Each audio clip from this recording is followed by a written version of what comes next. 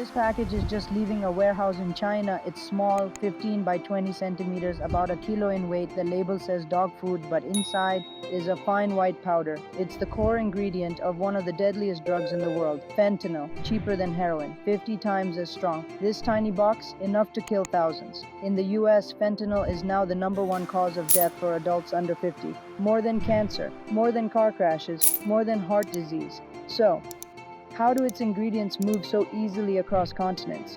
Shipped, sorted, delivered, like just another online order? Because behind it lies a billion-dollar pipeline run by cartels, fueled by global trade, enabled by broken systems, a deadly supply chain hiding in plain sight. This is how fentanyl is trafficked. Fentanyl isn't new. It's been used medically since the 1960s, mainly as a painkiller. Today, it's also used as an anesthetic, but recreationally, it's a death sentence. 100 times more potent than morphine, 50 times stronger than heroin, highly addictive, and lethal in micrograms. In 2023 alone, 75,000 people in the US died from fentanyl overdoses. From 1999 to 2022, 500,000 Americans gone. Why? Because fentanyl is easy to manipulate.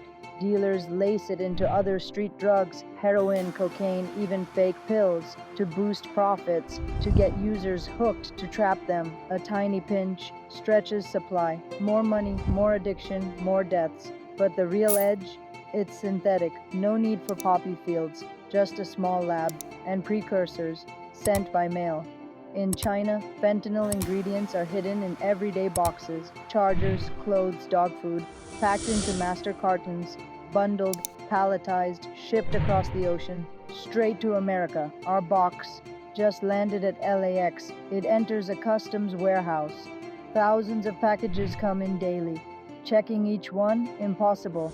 Only a few get scanned. Some are sniffed by trained dogs. Most waved through, including ours. The package is now in the US, sorted, repacked, sent to a quiet house near the Mexican border. An elderly man receives it. He doesn't know what's inside. He's just making extra cash, delivering parcels across the border. Innocent, harmless looking, and he's waved through Mexico, Sinaloa. The package reaches its final destination, a secret drug lab. Inside, 2 teenagers, not scientists, just kids, following a step-by-step guide, like baking a cake, except this cake kills. That single kilo of precursor yields up to 50,000 doses of fentanyl. Now it's heading back to the US, hidden in candy bags, sewn into clothes, smuggled inside human bodies. A car nears the border, customs ahead, sniffing dogs, heart racing, hands trembling. They're coming closer, but just then the dog takes a break. The stash, undetected. In 2024, nearly 10 tons of fentanyl were seized on the border, but many more slipped through. Washington blames China. China blames the US. Mexico is caught in the middle. Controlling fentanyl is hard. Precursors are hard to regulate, and as long as labs can produce it this easily, the crisis will continue. One package, one loophole, one deadly dose at a time. That's how fentanyl moves. Do you like this video? Kindly subscribe for more information and knowledge. Thanks.